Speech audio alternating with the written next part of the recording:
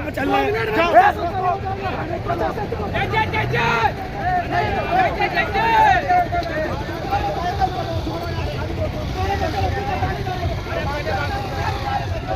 हमारा programme permission ले रहे हैं तब भी तुम लोग डर लगे कभी तो आप बोल देना भीम आर्मी जिंदाबाद, भीम आर्मी जिंदाबाद, भीम आर्मी जिंदाबाद। आवाज दो, आवाज दो, आवाज दो। भाई चंद्रशेखर आजाद जी, भाई विनय रतन सिंह जी। आखिरी शब्द कह के अपनी बात को समाप्त करूंगा क्योंकि रात है, मुझे पता है कि आपके घर में चूल्हे में इंतजार कर रहे हैं। बोल दे, हमारी माताएं और बहनें बैठी हैं और मैं आज अपने बहनों के चेहरों पे मुस्कान देख रहा हूं। मैं खुश, मैं आपसे वादा करके जा रहा हूं कि निडर होके रहिएगा। स्कूल जा रही तो स्कूल निडर होके जाइएगा। किसी की माई ने इतना तगड़ा दूध नहीं पिलाया कि उसका लड़का आपको कभी गलत निगाह से देख दे, उसके लिए हम खड़े हैं।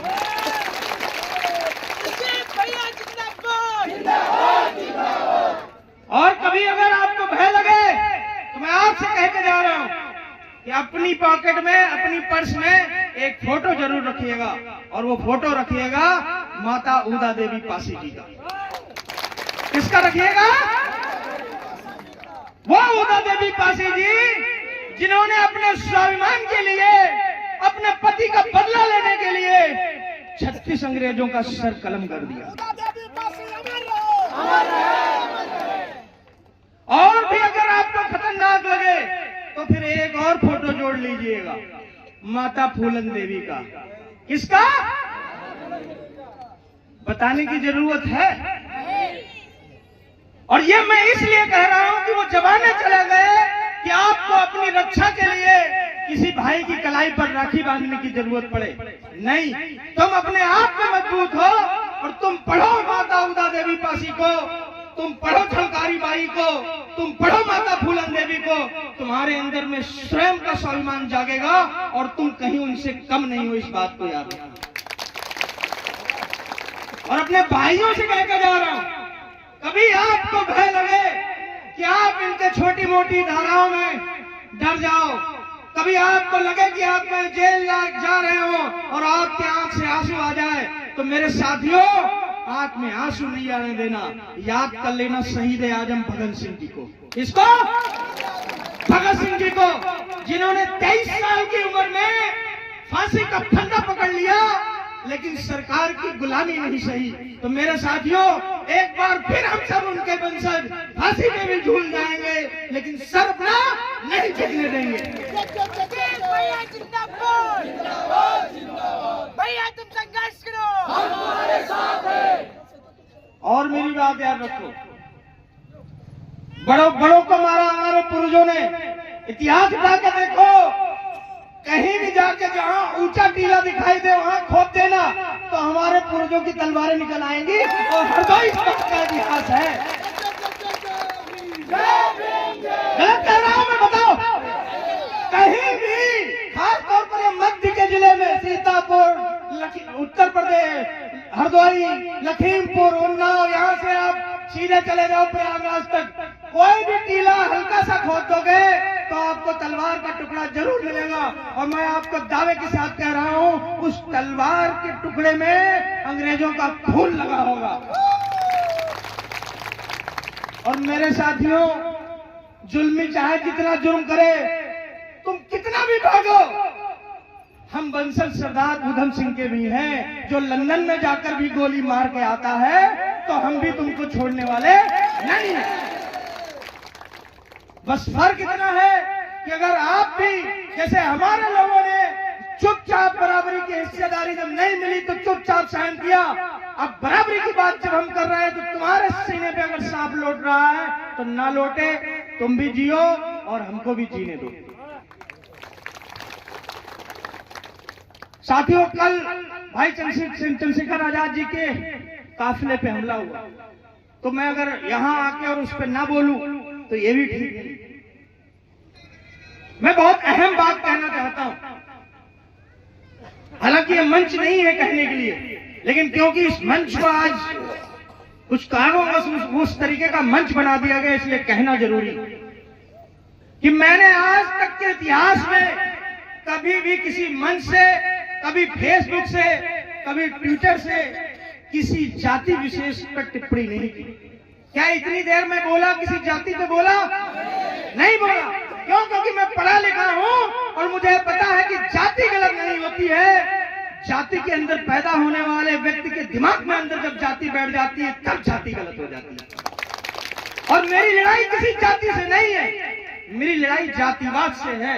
उस जातिवाद से कि जब हम छोटे थे तो दूसरों के घरों में जाते थे तो ताक में रखे हुए गिलास से पानी पिलाया जाता था, वो दिन अभी तक नहीं भूले।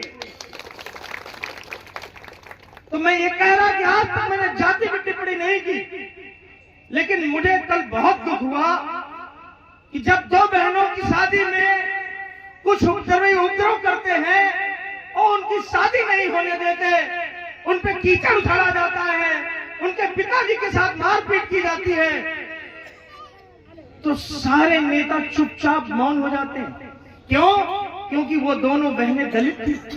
तो मैं आज कहूंगा, जो आज तक नहीं कहा, कि है मोहब्बत के दुकान चलाने वालों, तुम्हारी कहां गई दुकान जब वो दो बहनें मेहंदी लगा के बैठी हुई थी और उनकी डोली नहीं उठी, तो तुम्हारी मोहब्बत की दुकान बंद हो गई क्या? मैं कहना चाहता हूं उनसे जो पीडीए का आलाप लगते हैं कि है पीडीए वालों, वो भी तो पीडीए की सदस्यता थी और जब उसकी डोली नहीं उठी तो तुम्हारे कंठ सूख गए। नहीं, याद रखना, ये नीला गमछा कोई डाल ले, बाबा साहब की कोई तस्वीर पकड़ ले तो वो अम्बेडकरवादी नहीं हो जाता, वो बहरूपिया होता है। और ऐसे बहरूपियों को पहचानना बहुत जरूरी है। और मेरी शिकायत जो मैंने आज तक कभी नहीं की और न मैं करना चाहता था, वो शिकायत आज मेरी हमारी माननीय कुमारी बहन मायावती जी से भी है, क्योंकि वो हमारी लीडर है। हमने हमेशा उनको अपने महापुरुषों में माना। जब भी कभी किसी ने उन पर तीखी टिप्पणी की तो हम सब भीम आर्मी वालों ने उनको लताड़ा। हमारे नेता चंद्रशेखर भाई, हमारे नेता बड़े भाई विनय रतन सिंह जी, सबने उसकी निंदा की। लेकिन जब हमारे भाई पे 4-4 गोलियां लग जाती, आप तब भी चुप रही। मुझे लगा हो सकता है कोई मजबूरी रही होगी, लेकिन जब कल काफिले पे हमला हुआ फिर भी आप चुप रही। तो अब मुझे ऐसा लगता है कि मैं आपका आदर करते करते तो मर जाऊंगा, लेकिन शायद आपकी जो सोच परिवर्तित हो गई है उसके साथ मेरा मिलाप नहीं हो पाया। और मेरे बड़े दुख के साथ कहना पड़ रहा है कि वहीं मेरे बहुजन समाज के पार्टी के लोग भी, उनके भी मैं ट्विटर और फेसबुक खंगाल रहा था, कोई पोस्ट नहीं आई। मैं समझ नहीं पा रहा हूं कि मेरी लड़ाई, भीम आर्मी की लड़ाई क्या बहुजन समाज पार्टी से है, क्या समाजवादी पार्टी से है? अरे मेरी जिनसे लड़ाई है मुझे लड़ने दो, तुम क्यों उड़ता तीर ले रहे बीच में? मुझे ये नहीं समझ में आ रहा, क्यों तुम मनाब शनाब टिप्पणियां करते हो? अरे कुछ अच्छा नहीं बोल सकते तो खराब भी मत बोलो मेरे साथियों, क्योंकि ये हमारा समाज है। आज आपको चंद्रशेखर आजाद जी अच्छे नहीं लग रहे, लेकिन याद रखना जो पीछे तस्वीर लगी बाबा साहब की, जब ये संघर्ष कर रहे थे तब भी इस देश में बहुत सारे बहुजनों को बाबा साहब अच्छे नहीं लग रहे थे, लेकिन उन्हीं लोग बाबा साहब के जाने के बाद अपने घरों में आज तस्वीर लगाने को मजबूर है। और यह भीम आर्मी का छोटा सिपाही आज आपको कह के जा रहा है कि याद रखना, जब 20 साल बाद, 50 साल बाद चंद्रशेखर आजाद जी नहीं रहेंगे तो तुम उनकी घरों में अपनी तस्वीर लगाने को मजबूर होगे। लेकिन फर्क होगा हमारे और तुम्हारे में कि तुम्हारा इतिहास उनके साथ नहीं लिखा जाएगा और मेरा इतिहास उनके साथ संघर्ष में लिखा जाएगा। अभी भी वक्त है, अभी भी वक्त है। राजनीतिक गलियारे अलग हो सकते हैं, रास्ते अलग हो सकते हैं, लेकिन छीटाकाशी मत कीजिए मेरे बहुजन समाज के साथियों। और इन बहरूपियों से डरिए, यह उतने ही खतरनाक है कि आप ये समझ लो कि कुत्ते की खाल में भेड़िया आपके गांव में घुस आया हो। और वो भेड़िया कब आपके बच्चे को नोच लेगा आपको नहीं पता। तो जब बाबा साहब की तस्वीर लेके आए कोई तो उससे पूछना कि जब मथुरा में 2 बहनों का मंडप उजाड़ दिया गया तो तुम, और अगर सवाल कर सकते हो तो हो सकता है तुमको 5 किलो राशन न मिले, हो सकता है तुम पे कोई FIR लिख जाए, तुम्हारा घर गिरा दिया जाए, लेकिन क्या घर जो आपने बनाए हैं साथ लेके जाओगे? लेके जाओगे? नहीं लेके जाओगे। तो घर गिरा रहे हैं तो गिरा दो। हमारे पूर्वज भी इन्हीं झुग्गी झोपड़ियों में मर गए, हम भी मर जाएंगे टीन के नीचे, फर्क नहीं पड़ता। लेकिन आने वाली पीढ़ी है कल स्वतंत्र देश में जन्म ले, स्वतंत्र आसमान के नीचे सांस ले, ऐसा माहौल बना के हमको यहाँ से जाना है। और अगर आप इस माहौल बनाने में कहीं हल्का महसूस कर रहे हो तो मैंने आपसे कहा, रात बिरात दिन सवेरे कभी भी आप याद कर लीजिएगा, मैं बहुत बड़ी शख्सियत नहीं, लेकिन मेरा चेहरा याद कर लो, मेरे चेहरे को कैमरे में कैद कर लो। अगर मैं 10 साल मरा नहीं तो ऐसा कोई घर नहीं होगा जिस घर में कुलदीप भार्गव का नाम ना हो और उस घर पे भीम आर्मी का झंडा ना हो। अगर कोई कहे मेरे जाने के बाद अरे वो छोटे व्यक्ति थे आए थे, तो बता देना छोटे जरूर है लेकिन मेरा घाव बहुत लंबा है। बहुत सारी बातें मैंने कह दी। आप सबका शुक्रिया, प्रशासन के भी उन साथियों का शुक्रिया जिन्होंने सहयोग किया, और जिन्होंने नहीं सहयोग किया उनको एक बात आखिरी जरूर कहूंगा कि आप वीडियो बनाने में मशगूल थे। अगला जब कार्यक्रम जो मैंने जून में कहा है तो आप अपने साथ जनरेटर जरूर लेके आइएगा, क्योंकि आपके मोबाइल की बैटरी खत्म हो जाएगी लेकिन मेरा काफिला नहीं खत्म होगा। इस बात को और अगर तुमने मेरे इस वादे को नहीं पूरा किया, भीम आर्मी के सभी साथियों से कह रहा हूं, अगले 1.5 महीने इंतजार करूंगा। अगर मुझे लगा कि तुम मेरे इस वादे को पूरा करने में कमजोर दिख रहे हो तो फिर मैं स्वयं आके आपके जिले में डेरा डालूंगा। बताओ ये काम पूरा होगा कि नहीं होगा? होगा कि नहीं होगा? तो मेरे साथ आखिरी बार खड़े हो जाओ और बोलो, सब खड़े रहो अपनी जगह पे।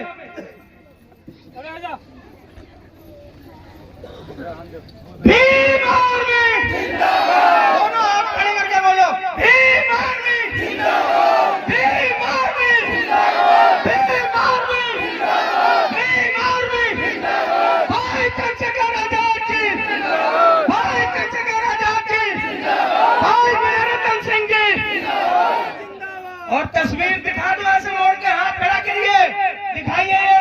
हरदोई का छोटा सा गांव है और छोटे से गांव में आधी रात में मैं खड़ा हूं और यहाँ के लोग जय जय जय जय जय भीम, जय जय जय जय जय भीम, जय जय जय जय जय भीम। शुक्रिया, आभार। और अपनी बात खत्म करूं इससे पहले मैं, अरविंद भाई कहाँ गए? आप और जो भी यहाँ कमेटी के साथी हैं मेरे साथ मंच पे आ जाए भाई, क्योंकि ये सब लोग मुझे माला पहनाना चाहते थे लेकिन मैं अंदर से आज थोड़ा सा टूट गया, इसलिए मैंने माला नहीं पहनी। मैंने कहा पहले जो मेरे कंठ में है मैं वो बाहर निकालना चाहता, तो माफी चाहता हूं अगर कहीं कुछ गलत लगा, लेकिन जो बात मैंने बोली वो बिल्कुल 100% की सत्य है और जब तक जिंदा हूं वही बातें सत्य रहेंगी। इस बात को भी याद रखना। कहाँ है इस कमेटी के लोग? नेता बनाने निकले हैं तो आज के इस मंच के मुख्य अतिथि हमारी ये पूरी कमेटी है, आप इनके सबके लिए जोरदार तालियां बजाइए। लाओ भाई माला दे दो और लाओ, सब मुझे दे दो। आओ आगे आओ। आज हम नहीं पहनेंगे, आज आप सब पहनोगे। तालियां बजाते रहो भाई। आज हमारी मुराद, आज हमारे नेता कौन? आप हमारी बात को कभी कभी मानिए। और लो नहीं पहने रहो। इनके लिए जोरदार ताली बजाओ भाई, क्योंकि ये आसान नहीं है इस जग में बुद्ध और बाबा साहब के मिशन को बढ़ाना बहुत कठिन है। ये लोग इस काम को कर रहे हैं, मैं आप सबका शुक्रिया अदा करता हूँ, बहुत बहुत आभार करता हूँ। करण पासी कहाँ है? तालियां अपने जिला अध्यक्ष के लिए। और एक महीना मुझे दे दो, ये लो आपका जिला अध्यक्ष बहुत ताकतवर है, इस बात को याद रखना आप। और बहुत सारे मेरे साथी हैं, दिवाकर भाई आप भी आ जाओ ऊपर।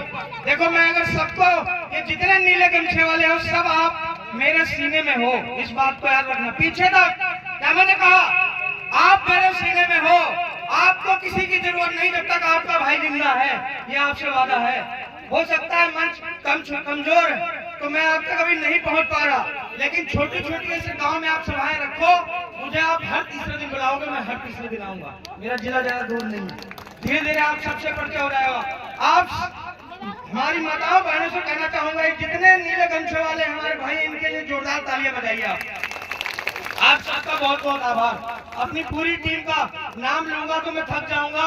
बहुत साथी ऐसे हैं जो पैदल चल चल के पूरे रोड शो में, कोई वीडियो बना रहा, कोई डंडा लेकर सिक्योरिटी में है, कोई लड़के जयकारा लगा रहे, बाइक पे आप दो लोग सब बैठ गए हैं। आप सबका बहुत बहुत आभार। मैं जितना कहूँ उतना कम है, आप समझ लीजिए। बस किसी को ये ना लगे कि मैंने, आप मेरे साथ मंच पे नहीं खड़े थे तो आप दूर हो मुझसे। जो दूर खड़ा है वो मुझसे नजदीक है, इस बात को आप याद रखना। मुझे अपना छोटा छोटा मोटा मोटा हर एक कार्यकर्ता सब पता रहता है कि कौन क्या कर रहा है। आप सब ऐसे ही मेहनत करते रहो। जो मैंने इंकलाब किया हरदोई में, अगले 3-4 महीनों में बहुत बड़ा इंकलाब लेके आएंगे, इस बात से आपका वादा है। और आपके बिना मैं कर नहीं पाऊंगा। तो आप सबका बहुत आभार।